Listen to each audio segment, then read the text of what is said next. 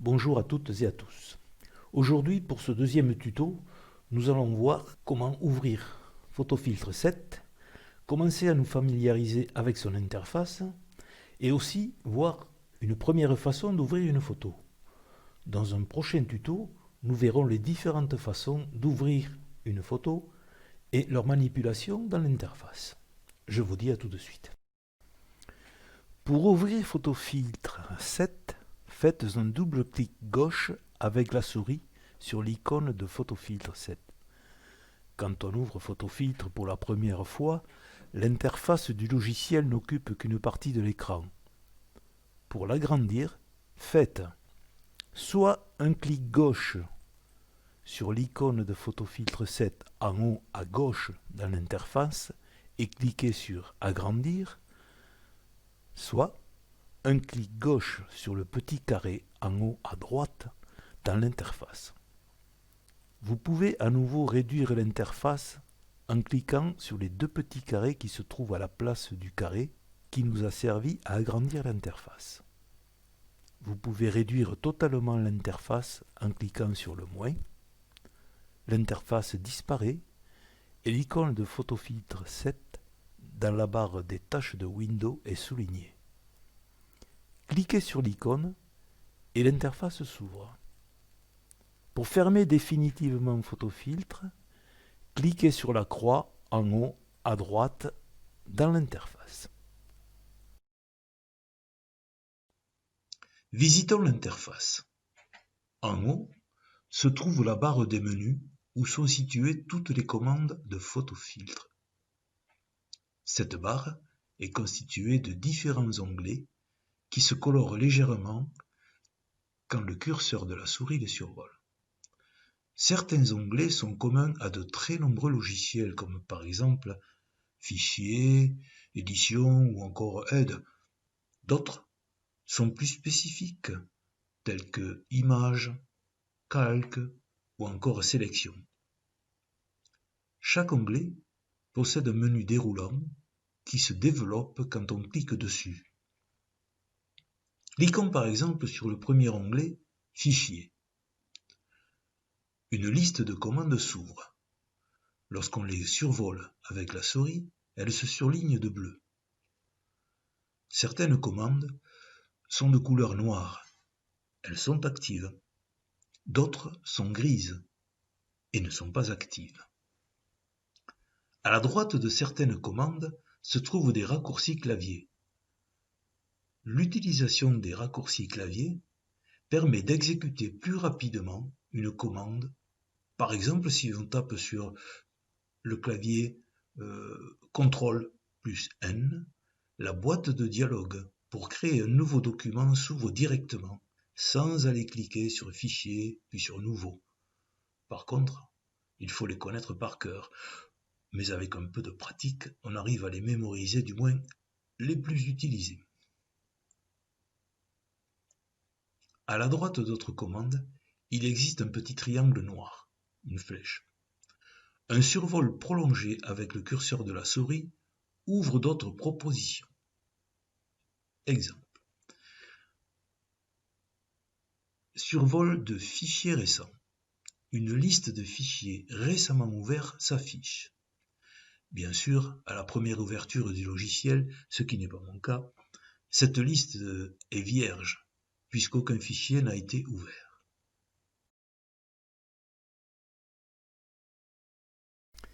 Située sous la barre des menus, on trouve la barre des outils. En survolant cette barre avec le curseur de la souris, des étiquettes apparaissent indiquant la dénomination des boutons. Elles se situent sur deux niveaux. Le premier est un raccourci pour accéder aux fonctions principales comme ouvrir un fichier, enregistrer, imprimer, etc. La deuxième donne accès à des fonctions de réglage, luminosité, contraste, gamma, ou à des filtres, niveau de gris ou encore sépia. Ce deuxième niveau est aussi appelé barre des filtres. Sous la barre des outils, il y a une grande zone grise, c'est l'espace de travail. C'est là que s'affichent les images ouvertes. On peut ouvrir plusieurs images à la fois, mais leur nombre dépend de la mémoire de l'ordinateur.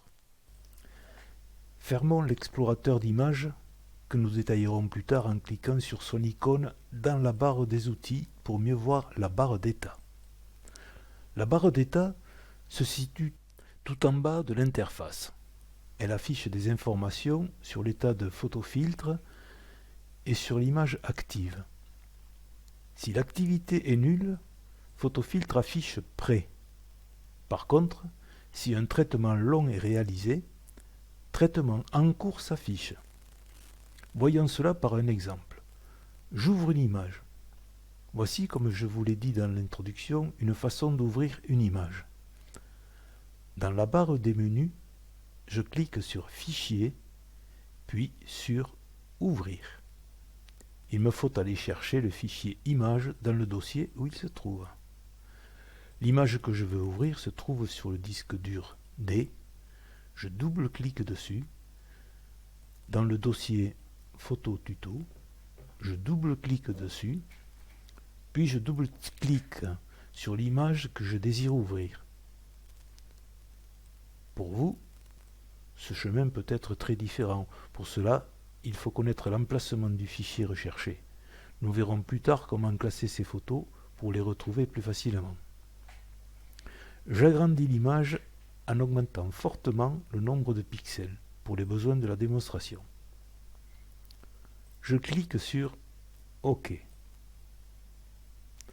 Traitement en cours s'inscrit à la place de prêt. Une barre de progression et un pourcentage s'affichent pour suivre l'évolution du traitement.